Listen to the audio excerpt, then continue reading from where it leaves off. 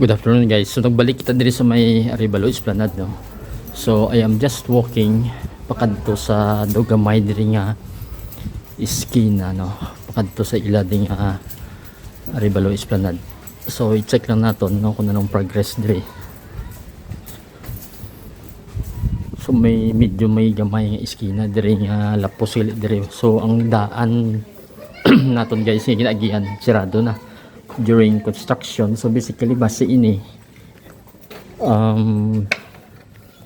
partly finished, pero try natong kantuan ang sa may punta dito kay dito kita last nga naga kanto. So mas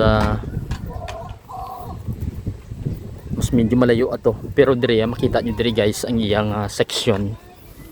I think daw dito kita nga portion last nga nagkanto no, daw mga 7 months ago.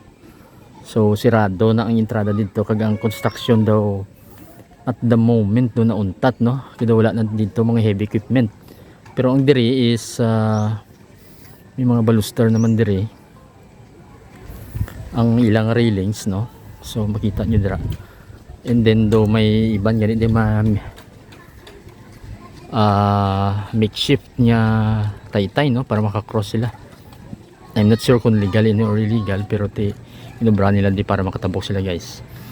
And then diri daw kung tanaon ko halin diri kadto sa likod ko is roughly mga siguro mga at least 500 meters ano, 300 to 500 meters ang distance niya no. Kaya kung tanaon natin dito pakadto yan sa may Muhon terminal no nga taytay bla guys, may 7-Eleven. So dara na da.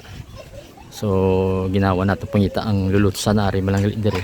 So diri ang section niya makalusot ka diri sa pakadto sa ining area sa ilang esplanade diri ano.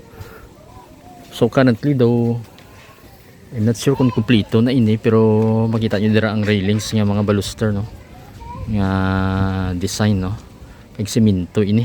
Hindi ini parehas ang aton esplanade dito sa downtown sa mga esplanade sections naton dito sa esplanade 1 or mga una natong esplanades kay mga metal. So ini baluster type na ini siya kag malapad no, ginoccupy nila di ang parts ng I think creek ini or parts ng river. We will check out sa sa mapa no, pero amo na siya ang area dere. And then malawig naman, pero ang section dito sa punta utod pa siya, so hindi pa siya kompleto. Kaya dito kita nagkanto sa last naton nga ang first naton nga visit diri no. So nagkanto lang kita diri sa ining section para mapakita ko sa inyo guys. And then try natong kantuan going towards sa Muhon nga terminal kung ano ang pasada dito. Basta nakita naton sa iban based sa pagkano naton na last time maging tanaw lang naton dito sa may section sa lapit sa Muhon terminal, may mga pavement blocks naman niya pares ini no. Pero ang dring section is cement. So check lang natin sa pupunta kung may pavement blocks. Makita ta na actually bridge diri nga gamay pakadto sa Muhon terminal no. Kag ang going to Kagbang actually guys mag-go ka right pakagbang na siyang area sang uton ano. Diri daw partition ini siyang area diri sang Arevalo kag sang uton.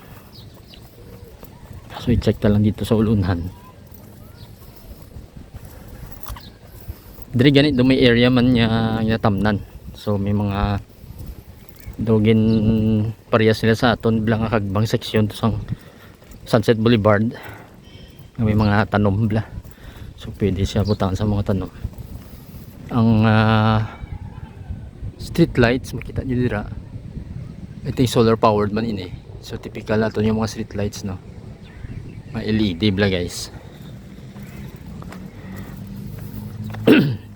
So ini malayo-layo pa, so mga at least 500 meters mga 500 to 800 meters ang part or section sining daw na kumpleto na nila. Pero wala ta idea kung ano gikalawig ang ano, kay wala na tong tarp ng katuan naton sa last time nga pagkato naton dire. So hindi na nato makita ang tarp. even though nga wala man to nabutang ang length sang project, pero may budget I think pila ka milyon to try ta lang pangita kung ang photo lang sang last naton niya pagkanto diri. So apparently wala way gali guys yung makakadto sa may bridge direkta, no. So base may kung plano nila i-connect sa may Taytay, so may private lot nga lagyan, so kinala may right of way, no, or may balaklo ni duta. So wala siya sang way nga diretso sa may Taytay, and then dire may pavement blocks man, so hindi lang siya gid kompleto ang tanang nga section, no. So part by part lang ang hindi lang part may pavement blocks, but then ang dire wala, and then dito naman mayara naman, so hindi siya kompleto. Try ta lang check ang flow ng tubig dire, makita nyo dira mahinay ang flow, wala man sang ulan kay summer man subong. So manang itsura niya. So manay na guys quick lang ning aton nga check dire para makita nyo lang kung ano nang progress ni. Currently wala na mga heavy equipments, so it's either gin suspend ini or gin stop, no. So amo na siya, or base tapos naman base sa ila kontrata. Kay kung magtanaw sa diri nga section to tapos naman yani, while ang dito sa tunga-tunga wala matapos.